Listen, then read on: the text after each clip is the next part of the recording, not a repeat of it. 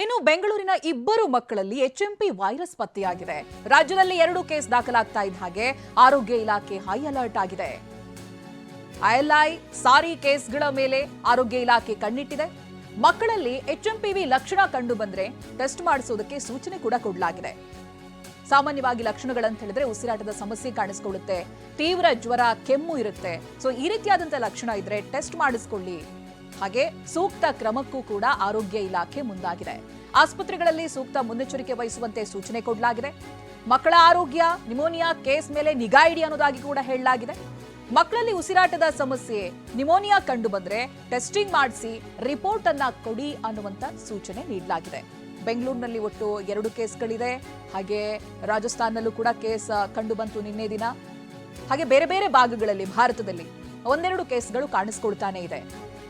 So ಹಾಗಾಗಿ high alert ಅನ್ನ ಒಂದ್ ರೀತಿಯಾದಂತಹ ಹದ್ದಿನ ಕಣ್ಣಿಟ್ಟಿದೆ ಆರೋಗ್ಯ ಇಲಾಖೆ.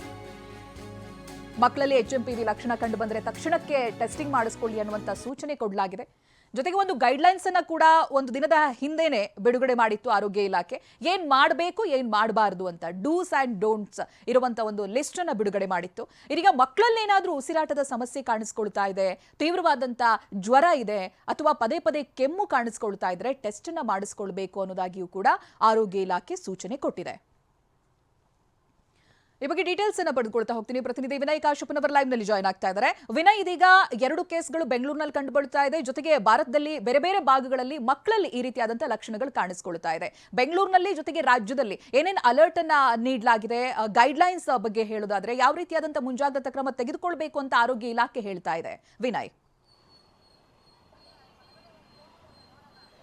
ಖಂಡಿತ ಚೈತ್ರ, ಸದ್ಯಕ್ಕೆ ಪ್ರಮುಖವಾಗಿ ಭಾರತದ ಬೇರೆ ಬೇರೆ ರಾಜ್ಯಗಳಲ್ಲೂ ಕೂಡ ಎಚ್ಎಂಪಿ ವೈರಸ್ ಕಾಣಿಸ್ಕೊಳ್ತಾ ಇದೆ. ಪ್ರಮುಖವಾಗಿ ರಾಜಧಾನಿ ಬೆಂಗಳೂರಲ್ಲಿ 2 ಕೇಸ್ಗಳು ಪತ್ತೆಯಾದ ಬೆನ್ನಲ್ಲೇ ರಾಜ್ಯ ಆರೋಗ್ಯ ಇಲಾಖೆ ಕೂಡ ಹೈ ಅಲರ್ಟ್ ಆಗಿರುವಂಥದ್ದು. ಕೇಂದ್ರ ಆರೋಗ್ಯ ಇಲಾಖೆ ಕೂಡ ಒಂದಿಷ್ಟು ಸಲಹೆ ಸೂಚನೆಗಳನ್ನು ಕೂಡ ಕೊಟ್ಟಿರುವಂಥದ್ದು.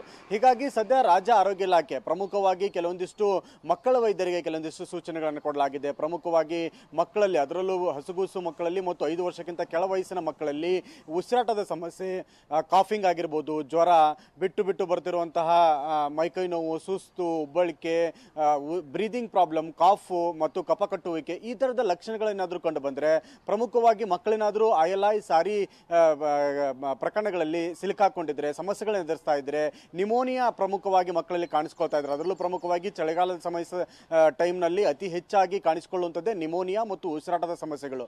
ಯಾವಾಗ ಮಕ್ಕಳಲ್ಲಿ ಉಸಿರಾಟದ ಸಮಸ್ಯೆಗಳು ಮತ್ತು ನಿಮೋನಿಯಾ ಪ್ರಕರಣಗಳು, ಇದರ ಜೊತೆಗೆ ಜ್ವರ, ಕೆಮ್ಮು, ನೆಗಡಿ ಮತ್ತು ಸ್ನೀಸಿಂಗ್ ಅನ್ನು ಹೆಚ್ಚಾಗಿ ಪ್ರಮಾಣದಲ್ಲಿ ಕಾಣಿಸ್ಕೊಳ್ತಾ ಇದ್ರೆ ಅಂತಹ ಸಮಯದಲ್ಲಿ ಮಕ್ಕಳನ್ನ ಟೆಸ್ಟಿಗೆ ಒಳಪಡಿಸಿ ಅವರ ಆರೋಗ್ಯದ ಬಗ್ಗೆ ಒಂದಿಷ್ಟು ಗಮನವನ್ನು ಕೊಡಿ. ಯಾಕೆಂದರೆ ಪ್ರಕರಣಗಳ ಸಂಖ್ಯೆ ಈಗ ಎಚ್ಎಂಪಿ ವೈರಸ್ ಏನಿದೆ ಇದು ಭಾರತದ ಹಳೆಯ ವೈರಸ್ ಅನ್ನೋಂಥ ಮಾಹಿತಿಯನ್ನು ಆರೋಗ್ಯ ಇಲಾಖೆ ಕೊಡ್ತಾ ಇದೆ. ಆದರೆ ಇದು ಸದ್ಯಕ್ಕೆ ಮ್ಯೂಟೇಷನ್ ಆಗಿದೆನಾ ಅಥವಾ ಇದರ ತೀವ್ರತೆಯನ್ನು ಪಡೆದುಕೊಂಡಿದೆನಾ, ಸ್ವರೂಪ ಬದಲಾವಣೆ ಆಗಿದೆ. ಈಗ ಹಿಂದೆ 2023-24ರಲ್ಲಿ ಮಲೇಷಿಯಾದಲ್ಲಿ ಅತಿ ಹೆಚ್ಚು ದೊಡ್ಡ ಸಮಸ್ಯೆಯನ್ನು ಇದೇ ಎಚ್ಎಂಪಿ ವೈರಸ್ ಕ್ರಿಯೇಟ್ ಮಾಡಿತ್ತು. 45% ಏರಿಕೆಯಾಗಿ ಅಲ್ಲಿರುವಂಥ ಮಕ್ಕಳು ಸಾಕಷ್ಟು ಸಮಸ್ಯೆಗೀಡಾಗಿದ್ರು. ಜೊತೆಗೆ ಯುವಜನತೆ ಕೂಡ ಸಾಕಷ್ಟು ಪ್ರದಾಟಕ್ಕೆ ಕಾರಣಾಗಿತ್ತು.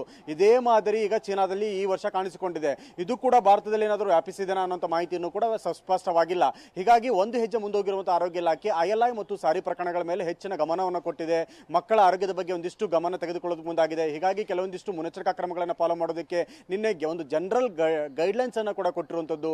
ಸಾರ್ವಜನಿಕ ಪ್ರದೇಶಗಳಲ್ಲಿ ಜ್ವರ, ಕೆಮ್ಮು, ನೆಗಡಿ ಮತ್ತು ಉಸಿರಾಟದ ಸಮಸ್ಯೆಗಳಿದ್ರೆ ಮಾಸ್ಕ್ ಹಾಕಿ, ತೊಂದರೆಗಳಿದ್ದಂಥ ಸಮಯದಲ್ಲಿ ಹೆಚ್ಚು ಜನರ ಸಂಪರ್ಕಕ್ಕೆ ಬರಬೇಡಿ, ನೀವೇ ನಿಮ್ಮ ನಿಗಾವನ್ನು ತೆಗೆದುಕೊಳ್ಳಿ, ಆರೋಗ್ಯದ ಬಗ್ಗೆ ಸ್ವಲ್ಪ ಕಾಳಜಿಯನ್ನು ತೆಗೆದುಕೊಳ್ಳಿ, ಹೆಚ್ಚಾಗಿ ನೀರನ್ನು ಕುಡಿಯಿರಿ ಮತ್ತು ಬಿಸಿಯಾದ ಆಹಾರವನ್ನು ಸೇವನೆ ಮಾಡಿ, ಪೌಷ್ಟಿಕಾಂಶದ ಆಹಾರಗಳನ್ನು ಹೆಚ್ಚಾಗಿ ಸೇವಿಸಿ, ಪದೇ ಪದೇ ಕಣ್ಣು, ಮೂಗು, ಬಾಯಿಗಳನ್ನು ಮುಟ್ಕೊಳ್ಬೇಡಿ, ಯೂಸ್ ಮಾಡಿರುವಂಥ ಕರ್ಚಿಪ್ಗಳನ್ನಾಗಿರಲಿ, ಬಟ್ಟೆಗಳನ್ನಾಗಲಿ ಮತ್ತು ಏನು ನೀವು ಉಪಯೋಗಿಸುವಂಥ ವಸ್ತುಗಳನ್ನು ಪದೇ ಪದೇ ಮುಟ್ಟಿದ ವಸ್ತುಗಳನ್ನೇ ಮತ್ತೊಬ್ಬರಿಗೆ ಹಂಚಿಕೊಳ್ಬೇಡಿ ಅನ್ನೋಂಥ ಸೂಚನೆಗಳನ್ನು ಕೂಡ ಕೊಟ್ಟಿರುವಂಥದ್ದು. ಈ ಒಂದು ಕೆಲವು ಸೂಚನೆಗಳ ಆಧಾರದ ಮೇಲೆ ಮಕ್ಕಳ ವೈದ್ಯರು ಕೂಡ ಕೆಲವೊಂದಿಷ್ಟು ನಿಗಾ ವಹಿಸಿರುವಂಥದ್ದು. Chaitra, yes, thank you Vinay ಕಾಶ್ಯಪ್ನವರ ಮಾಹಿತಿಗಾಗಿ. ನೋಡಿ, ಇದಾಗಲೇ ಗೈಡ್ಲೈನ್ಸ್ ಅನ್ನು ಕೂಡ ಕೊಡಲಾಗಿದೆ. ಸಾರ್ವಜನಿಕ ಪ್ರದೇಶಗಳಿಗೆ ಹೋಗುವಾಗ ಒಂದು ಸ್ವಲ್ಪ ಎಚ್ಚರಿಕೆಯಿಂದ ಇರಬೇಕು. ಮಾಸ್ಕ್ ಅನ್ನು ಧರಿಸೋದು ಅಥವಾ ಇನ್ನೊಬ್ಬರ ಜೊತೆ ಟವಲ್ ಅನ್ನು ಶೇರ್ ಮಾಡದೇ ಇರೋದು, ಇವುಗಳನ್ನೆಲ್ಲ ಮಾಡಬೇಕಾಗುತ್ತೆ ಅನ್ನೋದಾಗಿ ಆರೋಗ್ಯ ಇಲಾಖೆ ಕೂಡ ಮುನ್ಸೂಚನೆ ಕೊಟ್ಟಿದೆ.